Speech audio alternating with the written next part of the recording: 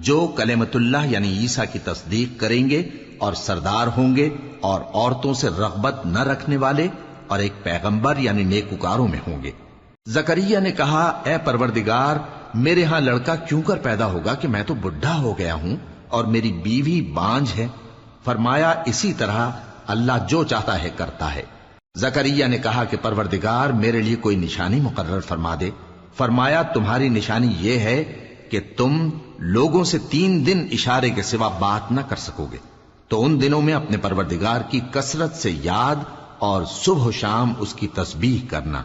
اور جب فرشتوں نے مریم سے کہا کہ مریم، اللہ نے تم کو برگزیدہ کیا ہے اور تمہیں پاک بنایا ہے اور دنیا جہان کی عورتوں میں سے تم کو منتخب کیا ہے، اے مریم، اپنے پروردگار کی فرما برداری کرنا اور سجدہ کرنا اور رکوع کرنے والوں کے ساتھ رکوع کرنا۔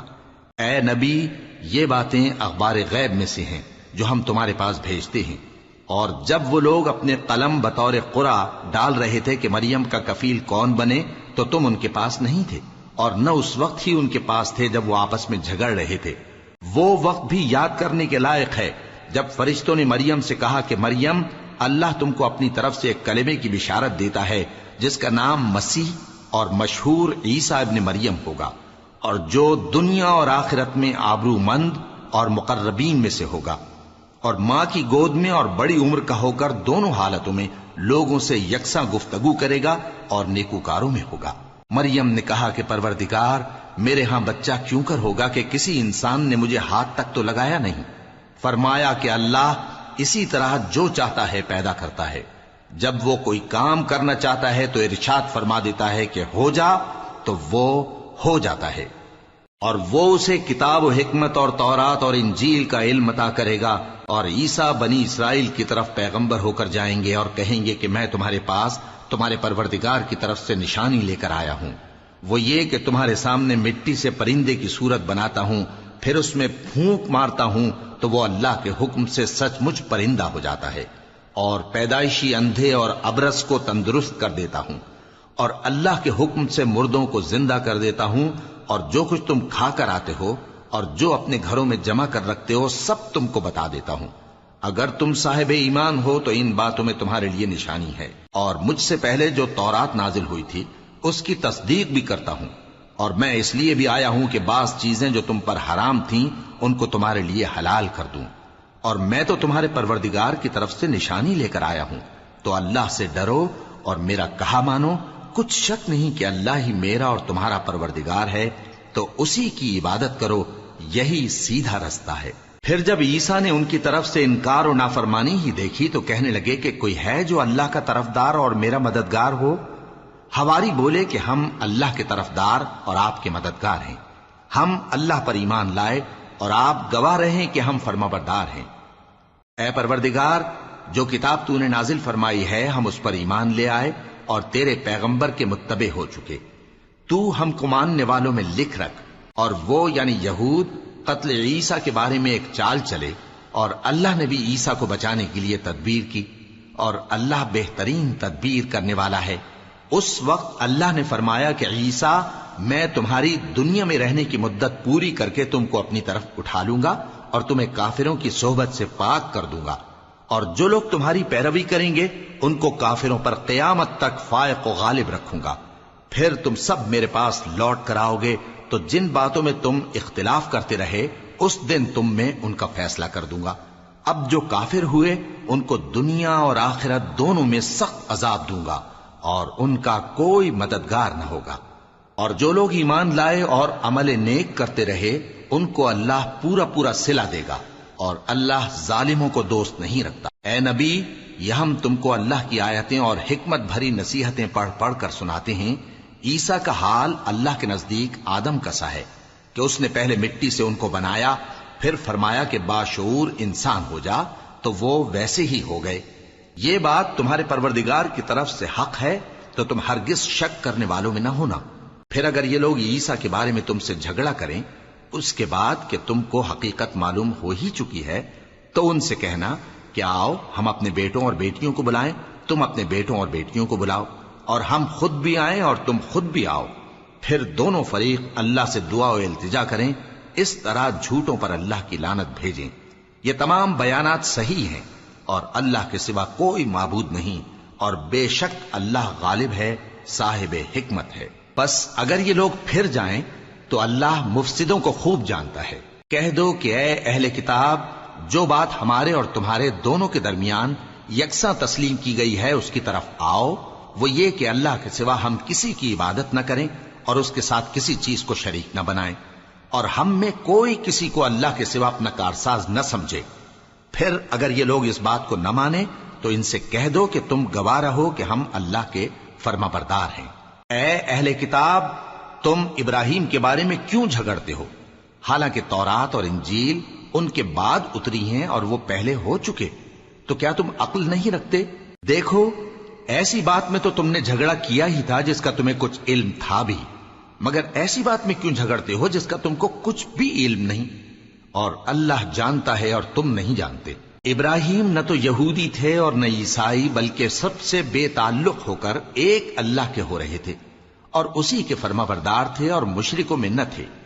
ابراہیم سے زیادہ قرب رکھنے والے تو وہ لوگ ہیں جو ان کی پیروی کرتے رہے، اور یہ پیغمبر آخر الزماں صلی اللہ علیہ وآلہ وسلم اور وہ لوگ جو ایمان لائے ہیں، اور اللہ مومنوں کا کارساز ہے۔ اے اہل اسلام، بعض اہل کتاب اس بات کی خواہش رکھتے ہیں کہ کسی طرح تم کو گمراہ کر دیں، حالانکہ یہ تم کو کیا گمراہ کریں گے، اپنے آپ کو ہی گمراہ کر رہے ہیں اور نہیں جانتے۔ اے اہل کتاب، تم اللہ کی آیتوں سے کیوں انکار کرتے ہو اور تم تورات کو مانتے تو ہو؟ اے اہل کتاب، تم سچ کو جھوٹ کے ساتھ خلط ملط کیوں کرتے ہو اور حق کو کیوں چھپاتے ہو جبکہ تم جانتے بھی ہو؟ اور اہل کتاب کا ایک گروہ اپنے آدمیوں سے کہتا ہے کہ جو کتاب مومنوں پر نازل ہوئی ہے اس پر دن کے شروع میں تو ایمان لے آیا کرو اور اس کے آخر میں انکار کر دیا کرو، تاکہ وہ اسلام سے برگشتہ ہو جائیں، اور اپنے دین کے پیروں کے سوا کسی اور کی بات کا یقین نہ کر لینا۔ اے پیغمبر، کہہ دو کہ ہدایت تو اللہ ہی کی ہدایت ہے۔ وہ یہ بھی کہتے ہیں، یہ بھی نہ ماننا کہ جو چیز تم کو ملی ہے ویسی کسی اور کو بھی مل سکتی ہے، ورنہ وہ تم پر تمہارے رب کے روبرو حجت قائم کر دیں گے۔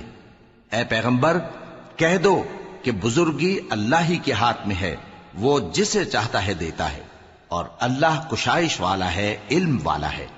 وہ اپنی رحمت سے جس کو چاہتا ہے خاص کر لیتا ہے، اور اللہ بڑے فضل کا مالک ہے۔ اور اہل کتاب میں سے کوئی تو ایسا ہے کہ اگر تم اس کے پاس دیناروں کا ڈھیر امانت رکھ دو تو تم کو فوراً واپس دے دے، اور کوئی اس طرح کا ہے کہ اگر اس کے پاس 1 دینار بھی امانت رکھو تو جب تک اس کے سر پر ہر وقت کھڑے نہ رہو تمہیں دے ہی نہیں۔ یہ اس لیے کہ وہ کہتے ہیں کہ امیوں کے بارے میں ہم سے مواخذہ نہیں ہوگا۔ یہ اللہ پر محض جھوٹ بولتے ہیں اور اس بات کو جانتے بھی ہیں۔ ہاں، کیوں نہیں؟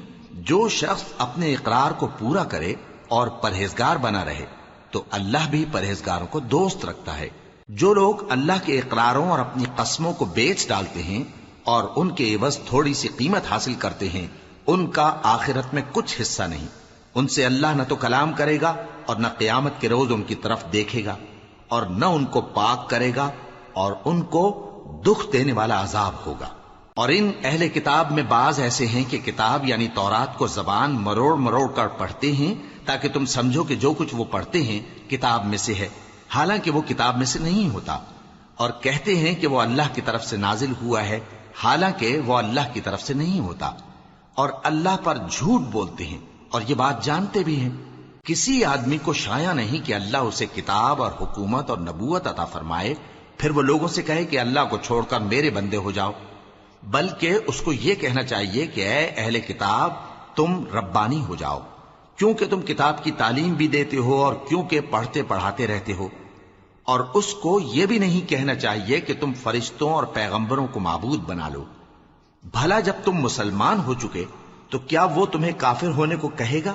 اور جب اللہ نے پیغمبروں سے عہد لیا کہ جب میں تم کو کتاب اور دانائی عطا کروں پھر تمہارے پاس کوئی پیغمبر آئے جو تمہاری کتاب کی تصدیق کرے تو تمہیں ضرور اس پر ایمان لانا ہوگا اور ضرور اس کی مدد کرنی ہوگی۔ اور عہد لینے کے بعد پوچھا کہ بھلا تم نے اقرار کیا اور اس اقرار پر میرا ذمہ لیا، یعنی مجھے ضامن ٹھہرایا؟ انہوں نے کہا ہاں، ہم نے اقرار کیا۔ فرمایا کہ تم اس عہد و پیمان کے گواہ رہو اور میں بھی تمہارے ساتھ گواہ ہوں۔ اب جو لوگ اس کے بعد پھر جائیں تو وہی بد کردار ہیں۔ پھر کیا یہ کافر اللہ کے دین کے سوا کسی اور دین کے طالب ہیں؟ حالانکہ سب اہل آسمان و زمین خوشی یا ناخوشی سے اللہ کے فرما بردار ہیں اور اسی کی طرف لوٹ کر جانے والے ہیں۔ کہو کہ ہم اللہ پر ایمان لائے اور جو کتاب ہم پر نازل ہوئی اور جو صحیفے ابراہیم اور اسماعیل اور اسحاق اور یعقوب اور ان کی اولاد پر اترے اور جو کتابیں موسیٰ اور عیسیٰ اور دوسرے انبیاء کو پروردگار کی طرف سے ملیں سب پر ایمان لائے۔ ہم ان پیغمبروں میں سے کسی میں کچھ فرق نہیں کرتے اور ہم اسی اللہ کے فرما بردار ہیں، اور جو شخص اسلام کے سوا کسی اور دین کا طالب ہوگا وہ اس سے ہرگز قبول نہیں کیا جائے گا، اور ایسا شخص آخرت میں نقصان اٹھانے والوں میں ہوگا۔ اللہ ایسے لوگوں کو کیوں کر ہدایت دے جو ایمان لانے کے بعد کافر ہو گئے اور پہلے اس بات کی گواہی دے چکے کہ یہ پیغمبر برحق ہے اور ان کے پاس دلائل بھی آ گئے، اور اللہ بے انصافوں کو ہدایت نہیں دیتا۔ ان لوگوں کی سزا یہ ہے کہ ان پر اللہ کی اور فرشتوں کی اور انسانوں کی سب کی لعنت ہے، ہمیشہ اس لعنت میں گرفتار رہیں گے۔ ان سے نہ تو عذاب ہلکا کیا جائے گا اور نہ انہیں مہلت دی جائے گی۔ ہاں، جنہوں نے اس کے بعد توبہ کی اور اپنی حالت درست کر لی تو اللہ بخشنے والا مہربان ہے۔ جو لوگ ایمان لانے کے بعد کافر ہو گئے پھر کفر میں بڑھتے گئے، ایسوں کی توبہ ہرگز قبول نہیں ہوگی اور یہ لوگ گمراہ ہیں۔ جو لوگ کافر ہوئے اور کفر ہی کی حالت میں مر گئے، وہ اگر نجات حاصل کرنی چاہیں اور بدلے میں زمین بھر سونا دیں تو ہرگز قبول نہیں کیا جائے گا۔ ان لوگوں کو دکھ دینے والا عذاب ہوگا اور ان کا کوئی مددگار نہیں ہوگا۔ مومنوں، جب تک تم ان چیزوں میں سے جو تمہیں عزیز ہیں اللہ کی راہ میں خرچ نہ کرو گے کبھی نیکی حاصل نہ کر سکو گے، اور جو چیز تم خرچ کرو گے اللہ اس کو جانتا ہے۔ بنی اسرائیل کے لیے تورات کے نازل ہونے سے پہلے کھانے کی تمام چیزیں حلال تھیں بجز ان کے جو یعقوب نے خود اپنے اوپر حرام کر لی تھی۔ کہہ دو کہ اگر سچے ہو تو تورات لاؤ اور اسے پڑھو، یعنی دلیل پیش کرو۔ اب جو اس کے بعد بھی اللہ پر جھوٹے افطرا کریں تو ایسے لوگ ہی بے انصاف ہیں۔ کہہ دو کہ اللہ نے سچ فرما دیا، پس دین ابراہیم کی پیروی کرو جو سب سے بے تعلق ہو کر ایک اللہ کے ہو رہے تھے اور مشرکوں میں سے نہ تھے۔ سب سے پہلا گھر جو لوگوں کی عبادت کرنے کے لیے مقرر کیا گیا تھا وہی ہے جو مکے میں ہے، بابرکت اور جہان والوں کے لیے موجب ہدایت۔ اس میں کھلی ہوئی نشانیاں ہیں جن میں سے ایک ابراہیم کے کھڑے ہونے کی جگہ ہے۔ جو شخص اس مبارک گھر میں داخل ہوا اس نے امن پا لیا، اور لوگوں پر اللہ کا حق یعنی فرض ہے کہ جو اس گھر تک جانے کا مقدور رکھے وہ اس کا حج کرے، اور جو اس حکم کی تعمیل نہ کرے گا تو اللہ بھی اہل عالم سے بے نیاز ہے۔ کہو